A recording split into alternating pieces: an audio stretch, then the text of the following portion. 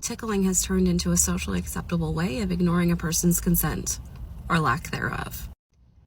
Touching a person's body in any way that they don't want is assault.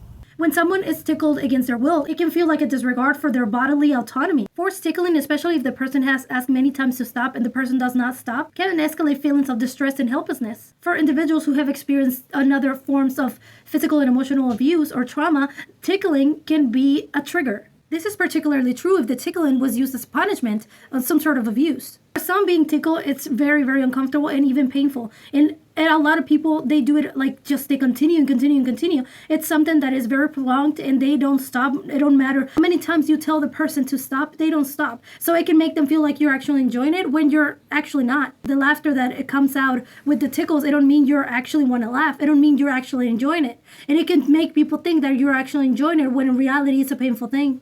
It can lead to hyperventilation, muscle pain, and a sense of panic that might contribute to a traumatic memory. Children are especially very vulnerable as they cannot sometimes make the abuser to stop for them tickling. And they might seem like they're enjoying it, but they don't have the words or they are not strong enough to stop the abuser from tickling them. This can leave long-lasting emotional scars, especially if the children don't have the means to communicate that they don't want to be tickled anymore. Tickling can sometimes be misused as a way to touch someone inappropriately, especially in contexts where boundaries are not really respected. It can be a cover for behaviors that are abusive and inappropriately touching. Behaviors that violate personal space and consent. Tickling can be a socially acceptable excuse for someone to touch you, just crossing boundaries without any repercussions, just without immediate consequences.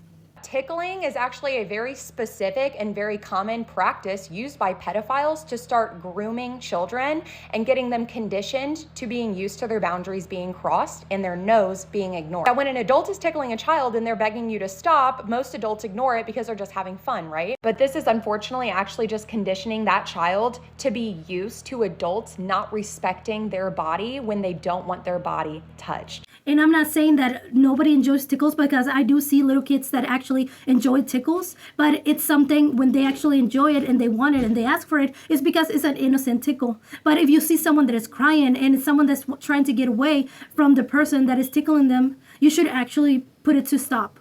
And you should pay attention, because a lot of people do this in order for them to just be able to touch inappropriately the kids. Have you experienced this situation before? Have you experienced tickling? Was that a trauma for you? When I was little, my brothers would tickle me so much. It would take minutes and minutes and minutes, and they would not stop. It left trauma. I'm still traumatized by it. If someone goes like this and tries to touch me, trying to insinuate that they're gonna tickle me on my stomach or something, I'm slapping someone, okay? Like, I cannot take it no more. I cannot take it. They will tickle me and I wouldn't be able to breathe. They would tickle me and tickle me and tickle me. Both brothers at the same time, they would just come over me and just tickle me and tickle me and tickle me and never stop. They would just not stop. I had to turn physical. I had to bite and just scratch them and just do so many things that would, in the end, hurt my nails, hurt my fingers, hurt my mouth. I would actually be hurting myself because I was trying to defend myself and they just wouldn't stop. It would turn violent and they wouldn't stop. It left me traumatized so much, so bad. It actually left me very, very traumatized. And now, whenever they come at me and they hug me and they go like this, I just don't even do it, because I'm just gonna slap you. Like, they know that that's something that caused me a lot of trauma. And for them, it was just pain. It was just playful, right? For them, it was just something that they would just being playful. But it's something that it shouldn't have happened in the first place. So have you experienced that situation? Was it something that you have experienced? Maybe your kids, maybe you did. Tell me about it in the comments, and I'll see you on the next one. Bye.